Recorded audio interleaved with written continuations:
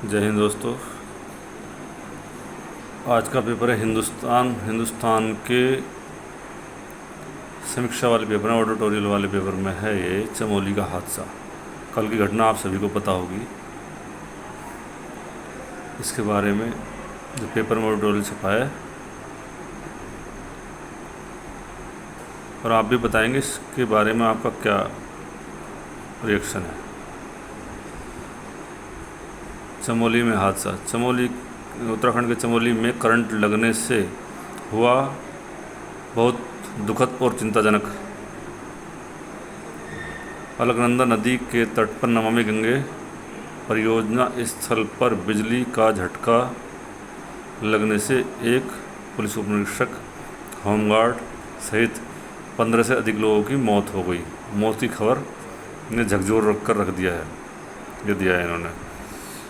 इस हादसे में कई सवाल खड़े हो गए हैं जिसका जवाब जांच में सामने आना चाहिए।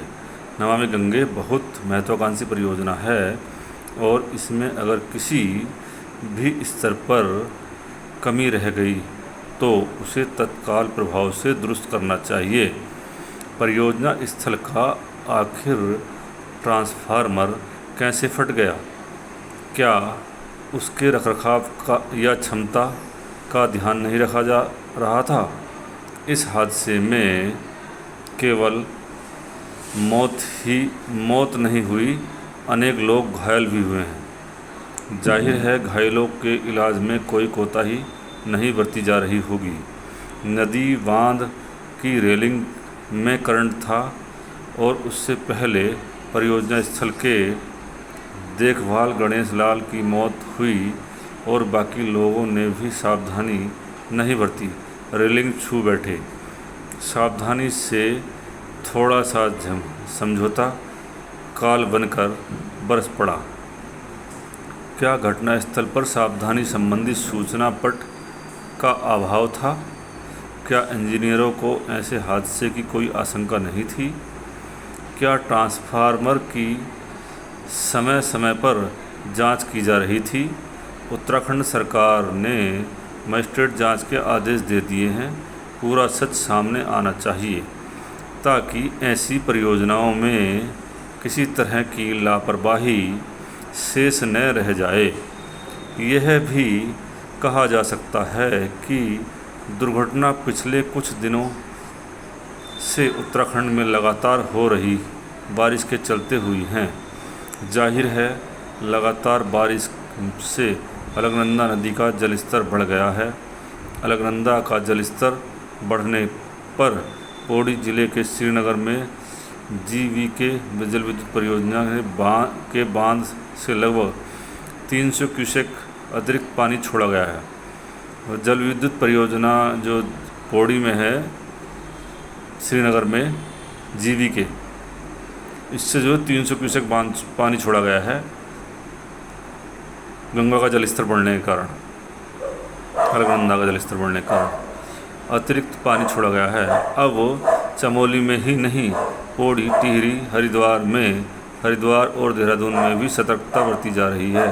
बारिश का यह समय खास तौर पर बिजली के उपकरणों पर निगाह रखने का है। तो दोस्तों, बरसात के मौसम में जगह जगह करंट आ जाते हैं। तारों में भी कहीं पे खुले तार लगे हैं तो उसमें भी करंट आ जाते हैं। बरसात के मौसम में छतों पर करंट आ जाते हैं। सावधानी बरतने की ज़रूरत है। इसमें भी अगर कोई बिजली उपकरण पानी के किसी स्रोत से निकट है तो उस पर विशेष निगरानी की ज़रूरत है। ध्यान देने की बात है कि हरिद्वार, ऋषिकेश और अन्य स्थलों पर लोगों को नदी तटों से दूर रहने पर अपनी सुरक्षा का पूरा ध्यान रखने के लिए कहा गया है। वास्तव में हम जिस दौर में जी रहे हैं, जन सुविधाओं पर भारी जन दबाव है। बन रही विभिन्न विकास व सुधार परियोजनाओं पर बहुत दबाव है। करंट या बिजली के झटके जैसे हादसे भी घट सकते हैं। बिजली के किसी भी माध्यम का उपकरण पर अनावश्यक दबाव से बचना चाहिए। अभी ज़्यादा दिन नहीं हुए हैं, नई दिल्ली रेलवे स्टेशन पर करंट लगने से एक महिला की मौत हुई थी। बहुत दुखद हादसा लोगों की स्मृति में है, पर राष्ट्रीय राजधानी में व्यस्तम रेलवे स्टेशनों पर क्या बिजली व्यवस्था संबंधी कर्मियों को दूर कर लिया गया है? क्या दोषियों पर, लापरवाह अधिकारियों पर किसी प्रकार की कार्रवाई की जाएगी?